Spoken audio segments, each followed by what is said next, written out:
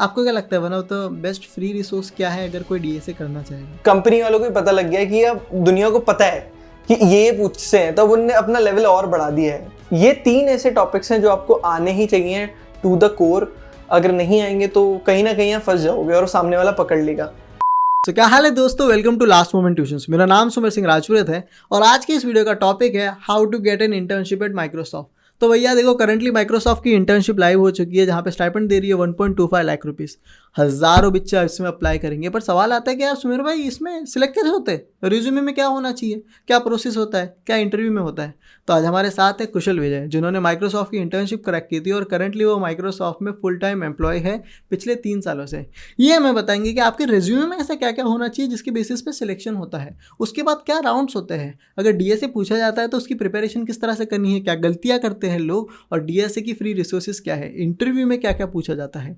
इसी के साथ साथ हम ये भी बताएंगे कि समझो आपने इंटर्नशिप क्रैक कर ली तो क्या इंटर्नशिप के बाद किस तरह से आप फुल टाइम माइक्रोसॉफ्ट में जॉब पा सकते हो। वो सारी चीज़ें आप इस वीडियो में डिस्कस होने वाली है। अगर आप एक स्टूडेंट हो, माइक्रोसॉफ्ट में इंटर्नशिप क्रैक करना चाहते हो, तो भैया इस वीडियो को एंड तक ज़रूर देखना। चलो वीडियो को शुरू करते हैं। सो हे कुशल भाई, welcome to last moment tuitions. Thank you so much for coming on the podcast. यार कुशल भाई, मेरा सिंपल सा सवाल है, अभी करंटली माइक्रोसॉफ्ट की इंटर्नशिप आई है और सब लोग उसमें अप्लाई करने लगेंगे। आप माइक्रोसॉफ्ट में इंटर्नशिप कर चुके हो और करंटली अभी यहाँ पे फुल टाइम रोल भी कर रहे हो और पिछले 3 साल से आप माइक्रोसॉफ्ट में काम कर रहे हो।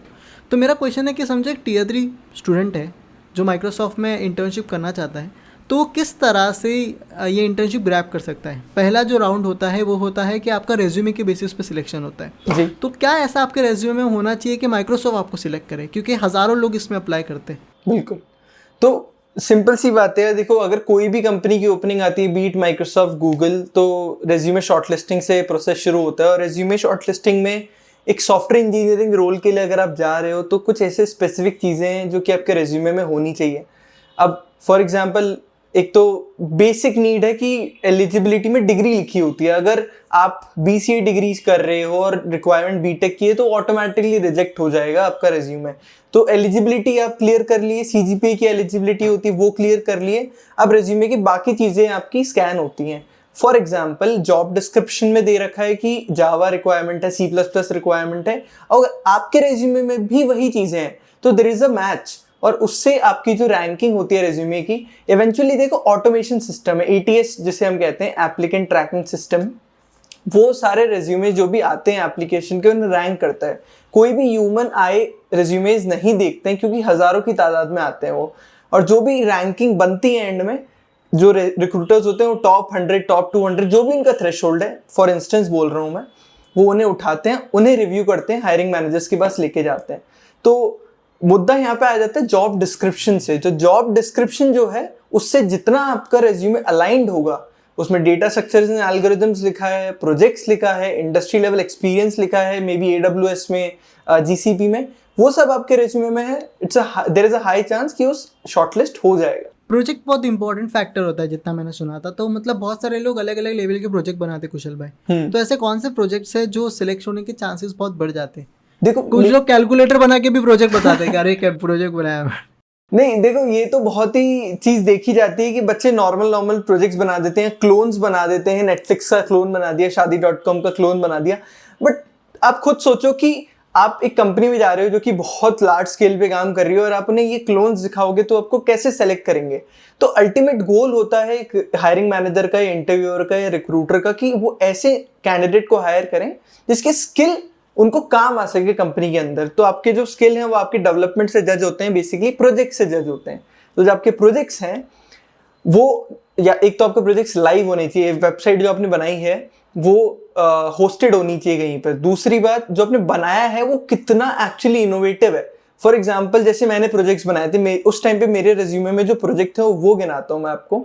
मेरे पास एक ई-कॉमर्स की वेबसाइट बनाई थी मैंने, जो कि एक शिमला, मैं फ्रीलांसिंग करता था, तो शिमला के एक शॉपकीपर थे, कोविड के दौरान उन्हें एक वेबसाइट चाहिए थी, तो वो मैंने बनाई थी उनके लिए।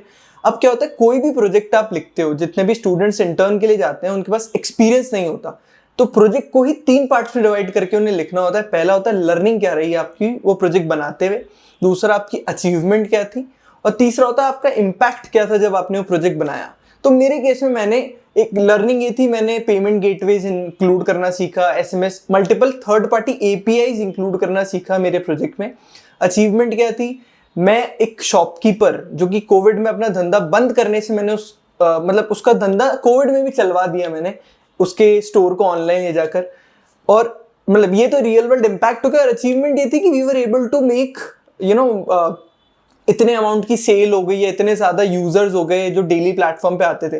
तो ये कुछ मैट्रिक्स बहुत ज़रूरी होती है आप जो प्रोजेक्ट्स में ऐड करो, इससे दिखता है कि बच्चे ने जो काम किया है वो एक्चुअली इंडस्ट्री रिलेवेंट है, ना कि सिर्फ क्लोन बना दिए, विच इज़ जज करने में बहुत ही कन्वीनियंट नहीं होता किसी भी रिक्रूटर या हायरिंग मैनेजर के लिए। और आज खुद देखो, अगर स्विगी जोमैटो जैसी एप्स हो यूज़ हो रही हो, क्यों हो रही हैं? बिकॉज वो कन्वीनियंस प्रोवाइड करती हैं, और जहां पर आप कन्वीनियंस प्रोवाइड करोगे you have a high chance to get shortlisted. वाह, दैट वाज रियली नाइस। मतलब जो प्रोजेक्ट के आपने 3 पार्ट में इंसाइट दी है ना, दैट वाज रियली नाइस। मैंने खुद भी देखा है बहुत सारे लोग जो प्रोजेक्ट बनाते हैं उसे उठा लेते हैं, कॉपी कर लेते हैं, उनको खुद का उतना आइडिया भी नहीं होता। पर अगर आप रियल वर्ल्ड में उसको किस तरह से खुद की चेंजेस ला के खुद की प्रॉब्लम सॉल्व करोगे तो बहुत सारी कंपनी को बहुत अमेज करता है वो चीज़। बिल्कुल। समझो एक बार इंसान का रेज्यूमे सिलेक्ट हो गया, फिर उसके बाद क्या होता है? मतलब कि यार चलो यार रेज्यूमे सिलेक्ट हो गया, पर what's next after that? Microsoft की इंटर्नशिप के लिए उसके आगे के क्या राउंड्स होते हैं? सो नॉट जस्ट माइक्रोसॉफ्ट, जितनी भी प्रोडक्ट बेस्ड कंपनी है, रेज्यूमे शॉर्टलिस्ट के बाद उनका होता है स्क्रीनिंग राउंड। अब स्क्रीनिंग राउंड से मेरा मतलब है किसी कंपनी में स्क्रीनिंग राउंड के लिए ऑनलाइन असेसमेंट भी हो सकता है, किसी कंपनी में फोन स्क्रीन राउंड भी हो सकता है, और किसी कंपनी में आप स्क्रीनिंग राउंड ही नहीं होता, डायरेक्टली इंटरव्यू शेड्यूल हो जाते हैं। ठीक है, अगर गूगल के केस की बात करूं तो आपके डायरेक्ट इंटरव्यूज भी शेड्यूल हो जाते हैं, skipping the phone screen round. Microsoft के केस में भी सेम है कि पहले सिंस सारा जो हायरिंग है अब ऑनलाइन शिफ्ट हो चुका है, तो हो सकता है स्क्रीनिंग राउंड में आपका फोन स्क्रीन राउंड हो या ऑनलाइन टेस्ट हो, तो आपको दोनों के लिए प्रिपेयर रहना है। चाहे ऑनलाइन टेस्ट हो तो आपको उसमें भी अच्छा प्रिपेयर करना है ताकि आप इंटरव्यूज के लिए जा सको। अगर फोन स्क्रीन राउंड हो, फोन स्क्रीन भी सिमिलर टू इन इंटरव्यू ही होता है, और उसमें आपको वीडियो ऑन करने की जरूरत नहीं पड़ती है कंपैरेटिवली। आपको कोड लिखना तो पड़ता है बट आपको मतलब लाइक वीडियो ऑन नहीं होता है। Eventually it's more like a on call जब आप इंटरव्यू दे रहे हो तो इंटरव्यूअर को। तो ये 2 राउंड होता है, और इसके अंदर भी आपसे कोडिंग क्वेश्चन पूछा जाएगा, डीएसए रिलेटेड ही पूछा जाएगा, और आपको कोड करना पड़ेगा। जनरली कंपनीज कंपाइल नहीं करवाती हैं, बट आप there is no certainty, compile करवा भी सकते हैं, कंपाइल नहीं भी करवा सकते हैं। तो आपको मेक श्योर करना है आपकी कोड क्वालिटी अच्छी हो, जो आप वेरिएबल के नेम यूज कर रहे हो वो सही हो, और ऑब्वियसली सोल्यूशन आपका रेडी होना चाहिए। अगर सोल्यूशन ही नहीं बना पाए तो there is a very less chance कि आप आगे भी जा पाएंगे। वाह, तो समझो यार फोन स्क्रीनिंग में और मतलब ऑनलाइन असेसमेंट में ज़्यादा करके डीएसए पूछते हैं। तो मैंने बिल्कुल सोचा यार DSA। अगर वो 1,25,000 की स्टाइपेंड दे रहे हैं तो अच्छा खासे डीएसए पूछते हैं। बिल्कुल, अच्छा खासा डीएसए पूछते हैं उसकी किसी भी प्रोडक्ट बेस्ड बोलो। कंपनी को उठा लो आप, DSA is the core. DSA एक ऐसी चीज है जो आपको अच्छे से आनी चाहिए। और मैं अगर बात करूं कि बच्चे बोलते स्ट्रिंग एरेज पढ़ लिया, लिंक लिस्ट पढ़ लिया, डीएसए हो गया, कि नहीं यार, अगर आप बड़ी कंपनी में जा रहे हो सोच के देखो, अगर कोई 1.25 लाख रुपए आपको महीना दे रहा है तो वो एक्सपेक्ट करता है कि आपका जो इंटेलेक्ट हो वो अच्छा हो, आपको ग्राफ्स आते हो, आपको back tracking, dynamic programming, trees जैसे अच्छे टॉपिक जो हैं वो भी आते हो। वाह, जस्ट आगे बढ़ने के पहले एक सिंपल सा पूछना चाहूँगा। आप इतने लोगों को देखते हो, आप खुद इस इंडस्ट्री में हो, आपको क्या लगता है one of the best free resource क्या है अगर कोई डीएसए करना चाहेगा? क्या कोई एक रिसोर्स है या फिर 2-3 लोगों का आप नाम लेना चाहोगे? हाँ बिल्कुल यार। देखो, मैं अपनी बात करूँ तो जब मैंने शुरू किया था कोई भी रोड मैप एग्जिस्ट नहीं करता था, ना कहीं लव बब्बर भैया थे, ना स्ट्राइवर था, कोई भी नहीं था। Because it all started when I got the internship. शायद मेरी इंटर्नशिप शुरू भी हो गई थी, उसके बाद ही सारी चीज़ें आई थी। बट जितना मैं देखूँ ना, जो एवरग्रीन रिसोर्सेज हैं जी, चाहे वो गीक फॉर गीक्स हो गया, चाहे वो लीड कोड हो गया, चाहे neetcode.io हो गया, ये एवरग्रीन रिसोर्सेज हैं और इससे ही लोग प्रिपेयर करते हैं for their interviews. But when it comes to clearing the online test और फोन स्क्रीन राउंड्स, जो कि थोड़े से टफ होते हैं क्योंकि इनिशियल शॉर्टलिस्टिंग उनसे होती है, आप कोशिश कर सकते हो कॉन्टेस्ट देने की। लीड कोड कॉन्टेस्ट, मैं नहीं बोल रहा हूँ आप सीपी के कॉन्टेस्ट दो, कॉम्पिटिटिव प्रोग्रामिंग के, बट लीड कोड के कॉन्टेस्ट दो। और अगर आप स्पेसिफिक, आपके पास टाइम कम बचा है, आपको प्रिपेयर जल्दी करना है, तो जैसे स्ट्राइवर की शीट हो गई या फिर लव भैया की शीट बहुत लोग प्रेफर करते हैं, they have like quality questions जो कि सारे टॉपिक्स कवर कर ले, तो आप लव भैया की शीट उठा सकते हो या फिर स्ट्राइवर की एसडी शीट उठा सकते हो। Striver is basically Raj Vikramaditya, he has like shared, उनके लिए बहुत ज्यादा रिस्पेक्ट है, उनकी वेबसाइट है। हाँ, टेक यू फॉरवर्ड उनकी वेबसाइट है और बहुत ज्यादा रिस्पेक्ट है उस बंदे के लिए, उसने बहुत ज्यादा फ्री कंटेंट ही बनाया है सारा, तो वो जाके भी चेकआउट कर सकते हो। और एक एक टॉपिक के लिए कौन सा बेस्ट रिसोर्स है उसके लिए मैंने अपने चैनल पे वीडियो डाल रखा है कि आपको अगर डायनेमिक प्रोग्रामिंग पढ़नी है तो वो आदित्य वर्मा की प्लेलिस्ट बहुत अच्छी है, स्लाइडिंग विंडो के लिए उसकी प्लेलिस्ट अच्छी है, ग्राफ के लिए स्ट्राइवर की अच्छी है, नीट कोड ने जो पढ़ाया है उसमें कौन से टॉपिक्स उसके बेस्ट हैं, तो वो जाके भी आप चेकआउट कर सकते हो। उसकी लिंक भी मैं नीचे डिस्क्रिप्शन में डाल दूंगा। कुशल भाई, लोग डीएसए कर लेते हैं, पर ऐसा क्या चीज़ है जो आपको लगता है कि उनको डीएसए में स्टैंड आउट कराने में मदद करता है? यार पता हूँ मेरे को क्या लगता है ना, डीएसए तो सब कर लेते हैं, पर प्रॉब्लम तब आती है जब वो डीएसए लर्न करते हैं इंस्टेड ऑफ समझने के। तो फंडामेंटल रट्टा मारते हैं वो लोग, रट्टा मारते हैं, क्योंकि आप देखोगे ना 80% जनता बोलेगी कि मैं करता हूँ, 80 के 90% जनता बोलती है मैं करता हूँ, 1 महीने बाद भूल गया, पूरा भूल चुका हूँ। तो उसका रीजन यही है कि आपने एक काइंड ऑफ लर्न करा था वो, इंस्टेड ऑफ समझा कि एक्चुअल में डीएसए क्या है। डेटा स्ट्रक्चर्स एंड एल्गोरिदम्स एक तरीका है डेटा को स्टोर रिट्रीव करने का, ठीक है। डेटा स्ट्रक्चर उसके काम आते हैं और एल्गो है ऑप्टिमली उस चीज को करने के लिए, रिट्रीव और स्टोर करने के लिए आप एल्गोस का यूज करते हो, या फिर there are other things also, searching होगी, सॉर्टिंग होगी, उनके लिए एल्गोस यूज करते हो। तो बच्चे वो कॉन्सेप्ट ना पकड़ के instead they go for learning the algorithm या लर्निंग द कोड, और वो वहां जाके फंस जाते हैं। स्लाइडिंग विंडो को एक क्वेश्चन देखा, थोड़ा सा घुमा फिरा के दे दिया, दे गेट स्टक। वो नहीं करना है। और तब ये तभी होता है जब आपकी प्रैक्टिस बहुत कम होती है, क्योंकि जिस इंसान ने बहुत ज्यादा क्वेश्चंस किए होते हैं ना, उसको ये प्रॉब्लम नहीं आती है। क्योंकि I think contest plays an important role. बिल्कुल, कॉन्टेस्ट बिल्कुल इंपॉर्टेंट रोल प्ले करते हैं, क्योंकि आप एक ऐसी सिचुएशन में होते हो जब आपको पता है कि कुछ भी रैंडम क्वेश्चन आ जाएगा, तो वहां पे प्रॉपर टेस्टिंग होती है आपकी। और मैं यही बोलता हूँ कि यार जितने ज्यादा क्वेश्चंस करोगे उतनी ज्यादा प्रोबेबिलिटी होती है कि आपने अलग क्वेश्चन देखे हुए हैं। तो डेफिनेटली कॉन्फिडेंस आता है अगर आपका कोई क्वेश्चन या उसके सिमिलर क्वेश्चन देखा हुआ होता है, तो हाई चांस होता है कि आप सॉल्व कर लोगे। तो ज्यादा से ज्यादा प्रैक्टिस करो। That's amazing. तो समझो रेज्यूमे राउंड हो गया, ऑनलाइन असेसमेंट या फिर फोन स्क्रीनिंग या स्क्रीनिंग राउंड हो गया, आगे बढ़ते उसके बाद क्या होता है? इंटरव्यू राउंड होता है। इंटरव्यू राउंड किस तरह से होता है? मतलब समझो आपका भी हुआ था, तो कैसा था वो चीज़, और क्या क्या चीज़ें, और क्या वो चेंज हुआ चीज़ें? देखो मेरे इंटरव्यूज जो हुए थे वो फिजिकल हुए थे, मतलब इन पर्सन हायरिंग हुई थी। तो क्योंकि वो कोविड के पहले का टाइम था, तो मैं ये मानता हूँ कि इन पर्सन इंटरव्यू देना और आज की डेट में वर्चुअल इंटरव्यू देने में दिन रात का फर्क है। सामने बैठ के कोई इंटरव्यू लेता है तो पसीने छूट जाते हैं इंसान के, ठीक है। तो वो वाली बात तो है। और आज की डेट में वर्चुअल है। तो अब क्या हो गया, पहले तो हमारे बहुत अलग राउंड्स होते थे, ग्रुप फ्लाई राउंड भी होता था जिसमें आपको कोड लिखना पड़ता था शीट के ऊपर, फिर इंटरव्यूज होते थे ऑनलाइन टेस्ट के बाद। लेकिन आज की डेट में आपके जब स्क्रीनिंग राउंड के बाद आपके सिर्फ इंटरव्यूज होते हैं, वो 3 भी हो सकते हैं, 4 भी हो सकते हैं। वो डिपेंड करता है कि किस टीम के लिए आप जा रहे हो, किस एक्सपीरियंस के लिए आप जा रहे हो, और रिक्रूटर्स ने कितने राउंड्स रख रखे हैं। इट्स फ्लेक्सिबल, 3 भी हो सकते हैं, 4 भी हो सकते हैं। बट एक चीज जो कॉमन रहती है वो रहती है आपसे क्वेश्चंस कहाँ से पूछे जाएंगे, data structures and algorithms, system design के बेसिक्स अगर आप इंटर्न पोजीशन के लिए जा रहे हो तो, and then comes CS fundamentals. ये 3 ऐसे टॉपिक्स हैं जो आपको आने ही चाहिए टू द कोर। अगर नहीं आएंगे तो कहीं ना कहीं आप फंस जाओगे और सामने वाला पकड़ लेगा। और इंटरव्यूज जो रहते हैं हमारे, उसका पैटर्न यार किसी भी प्रोडक्ट बेस्ड कंपनी का उठा लोगे तो आपसे वो शुरू होता है एक इंट्रोडक्शन से, जिसमें आपसे आपके बारे में पूछा जाता है। देन कम्स ईदर क्वेश्चन पूछा जा सकता है, आपको कोई सिचुएशन दी जा सकती है। अब जब ये सिचुएशन दे दी जाती है ना, तो सिचुएशन के 2 सोल्यूशन होते हैं, या तो आप सिस्टम डिजाइन के एस्पेक्ट में ले जाएगा इंटरव्यूअर आपको, या फिर वो डेटा स्ट्रक्चर की एक प्रॉब्लम दे देगा और वहां पे आपको फिगर आउट करना पड़ता है। मैंने बहुत ऐसे इंस्टेंसेस देखे हैं जब लोग फिगर आउट ही नहीं कर पाते डेटा स्ट्रक्चर का क्वेश्चन है या फिर हाई लेवल या लो लेवल डिजाइन का क्वेश्चन है, और वहीं पर इंटरव्यूअर पकड़ लेता है कि आपके प्रॉब्लम सॉल्विंग स्किल्स बेटर नहीं है, दूसरा कैंडिडेट आगे जाएगा, आप नहीं जाओगे। तो ये आपको ध्यान रखना बहुत जरूरी है कि इंटरव्यूज चाहे वो 3 हो चाहे 4 हो, आपके डेटा स्ट्रक्चर्स एंड एल्गोरिथम के कॉन्सेप्ट एकदम क्रिस्टल क्लियर होने चाहिए। और ज़्यादा से ज़्यादा 2 क्वेश्चन आपसे पूछे जाते हैं, या एक क्वेश्चन और उसके मल्टीपल फॉलोअप्स पूछे जाते हैं कि ऑप्टिमाइज करो उस अप्रोच को। और कुछ नहीं होता एक इंटरव्यू में, 45 से 1 घंटे का कोई भी इंटरव्यू रहता है। ये ना इंजीनियरिंग मैथ्स में जैसे ना एक सम के बहुत सारे टाइप होते थे, तो अपने को ये नहीं समझता था कौन सा टाइप लगाना है भाई कौन सा फॉर्मूला अप्लाई करना है, करेक्ट। तो बच्चे वही कंफ्यूज हो जाते हैं। वाह, दैट्स रियली अमेजिंग। मतलब मेरा एक क्वेश्चन है कि सिस्टम डिज़ाइन भी आजकल धीरे धीरे पूछ रहे लोग, बिल्कुल। और वो अभी धीरे धीरे चालू हो चुका है वो चीज़।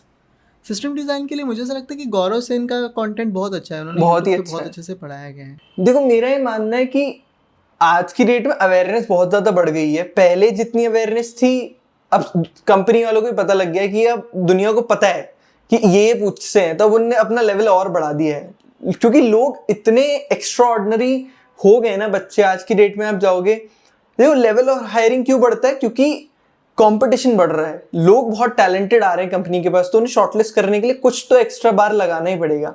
और इसलिए फॉर एग्जांपल लगा दिया हाई लेवल डिज़ाइन का या लो लेवल डिज़ाइन का, और तब कंपनीज ये पर्टिकुलर स्किल्स टेस्ट करते हैं। रिसोर्सेज की बात करें तो मैंने भी पढ़ा था सिस्टम डिज़ाइन, मेरे से क्वेश्चन भी पूछे गए थे मेरे इंटरव्यू में, और मैंने गौरव सेन सर की ही प्लेलिस्ट देखी थी उस टाइम पे। उस टाइम तो वो सिर्फ यूट्यूब करते थे, अब तो उनका खुद का स्टार्टअप है। एंड उसके अलावा भी बहुत सारे गिटहब पे रिसोर्सेज हैं। अब गिटहब पे भी बहुत रिसोर्सेज हैं। सिस्टम डिज़ाइन प्राइमर एक गिटहब रिपोजिटरी है, वो भी आप चेकआउट कर सकते हो सिस्टम डिज़ाइन प्राइमर के नाम से, उसमें सारे रिसोर्सेज हैं। एलेक्स हू की एक बुक है सिस्टम डिज़ाइन की, जो कि बेसिक्स जो होते हैं वो सारे क्लियर कर देगी आपके, और 10 दिन में आप पढ़ सकते हो बुक। वाह, तो मैं कोशिश करूँगा कि उन सब के लिंक नीचे डिस्क्रिप्शन में दे दूँ। प्रोजेक्ट्स पूछे जाते हैं इंटरव्यू में? हाँ वही, देखो जैसे कि मैंने कहा कि इंटरव्यू में मल्टीपल चीज़ें कवर की जा सकती है, आपका रेज्यूमे से लेकर डेटा स्ट्रक्चर्स एंड एल्गोरिदम, आपका सिस्टम डिज़ाइन, या फिर आपका the third topic was CS fundamental. तो ये डेफिनेटली पूछी जा सकती है, और ये बहुत डिपेंड करता है इंटरव्यूअर के मूड पे, वो किस माइंडसेट से आया है, क्या जज करने आया है। और हमेशा इंटरव्यूअर का जो माइंडसेट होता है ना, वो डिपेंड करता है कि आपका प्रीवियस इंटरव्यू कैसा गया था। फर्स्ट इंटरव्यू में जनरली आपसे data structures and algorithms, system design related question, मतलब एक प्रॉब्लम पूछी जाएगी डेटा स्ट्रक्चर्स एंड एल्गोरिदम की, और थोड़े cultural related questions like intro and all. And then moving forward उस पर्टिकुलर राउंड में जो आपकी फीडबैक होती है ना, तो जो गैप्स मिलते हैं पर्टिकुलर फर्स्ट राउंड में, I am not saying specific to Microsoft, it's very generic, कि मेरी ऑब्जर्वेशन है, हर कंपनी में ऐसा ही होता है कि पहले राउंड में जो आपके गैप्स आइडेंटिफाई करता है ना इंटरव्यूअर, सेकंड इंटरव्यूअर जो होता है वो उन्हीं गैप्स के अराउंड आपकी टेस्टिंग करता है, कि ताकि फॉल्स पॉजिटिव आगे ना जाए। मतलब ये कि गलती से किसी भी इंसान से गलती हो सकती है, राइट, तो फिर उन्होंने गलती से जज कर लिया हो कुछ गलत कैंडिडेट में, तो सेकंड वाला कंफर्मेशन के लिए वही एरिया को टेस्ट करते हैं, ताकि आगे सही कैंडिडेट जाए इंस्टेड ऑफ गलत। वाह, दैट्स अमेजिंग। एक बार समझो आपकी माइक्रोसॉफ्ट की इंटर्नशिप खत्म हो गई, अब क्योंकि ये थर्ड ईयर के बच्चों के लिए ही है एलिजिबल, जितना मैं समझ पा रहा हूँ। आप वापस कॉलेज जाते हो फाइनल ईयर में, तो क्या समझो यार कि अपनी इंटर्नशिप हो गई, अगले साल अपने को डायरेक्ट माइक्रोसॉफ्ट बोलेगा आजा आजा आजा आजा, तो ऐसा होता है? ऐसा नहीं होता है, ऐसा बिल्कुल भी नहीं होता है। कंपनी में 2 महीने आपने काम करा है, 2 महीने में आपकी परफॉर्मेंस बहुत ज़्यादा, हर हफ्ते आपकी परफॉर्मेंस को मॉनिटर किया जाता है। Being a mentor also, I have mentored interns, और हम हर हफ्ते क्या एक्सपेक्टेशंस हैं जज करते हैं कि जो intern is actually performing as per the expectations और नॉट। जो परफॉर्मेंस बहुत ज़्यादा जज की जाती है इन 2 वीक्स में, और जब हो जाते हैं 8 हफ्ते, सॉरी नॉट 2 वीक्स बट पूरे 8 हफ्तों के बाद डेमोज होते हैं, जो आपने प्रोजेक्ट पे काम किया उसके डेमोज होते हैं। उसके अलावा आपकी इंटरव्यूज़ होते हैं, एग्जिट इंटरव्यूज़ होते हैं, तो आपको उन इंटरव्यूज़ में भी अच्छा परफॉर्म करना है। आपकी ड्यूरिंग द होल इंटर्नशिप आपकी परफॉर्मेंस अच्छी होनी चाहिए, साथ ही साथ आपके डेमोज अच्छे होने चाहिए, और ये सारी चीज़ें अगर आपकी अच्छी होती हैं, then only you will get a chance to have a full time offer, else tata bye bye. So ये थी आज की वीडियो। आई होप ये वीडियो आपको अच्छी लगी रहेगी। तो भैया अभी आपको सिंपल सा क्या करना है, कुशल विजय भाई का भी यूट्यूब चैनल है, उनको जाके आप सब्सक्राइब करो, उनको लिंक्डइन पे फॉलो करो, उनकी सारी लिंक मैंने नीचे डिस्क्रिप्शन में डाली हुई है। साथ ही साथ आप मुझे भी लिंक्डइन पे फॉलो कर सकते हो, क्योंकि वहाँ पे भी मैं बहुत सारी चीज़ें प्लेसमेंट के रिगार्डिंग बात करता हूँ, और बहुत सारी फ्री रिसोर्सेज भी शेयर कर सकता हूँ। इस वीडियो में जो भी रिसोर्सेज डिस्कस हुई है उन सब की लिंक मैंने नीचे डिस्क्रिप्शन में डाल दी है। अगर आप डेली जॉब अपडेट चाहते हो तो यार हमारा टेलीग्राम ग्रुप ज्वाइन कर लो। क्या कहिए, वीडियो की लाइक टारगेट भी पूरी कर दो भैया, 2000 लाइक है, फटफट वीडियो को लाइक करो। मिलता है अगले वीडियो में, तब तक के लिए जाके अप्लाई करो, मेहनत करो खुद के प्लेसमेंट में, और जो सारी टिप्स दी गई है ना उनको अप्लाई करो, आपका भी हो जाएगा भाई। Best of luck.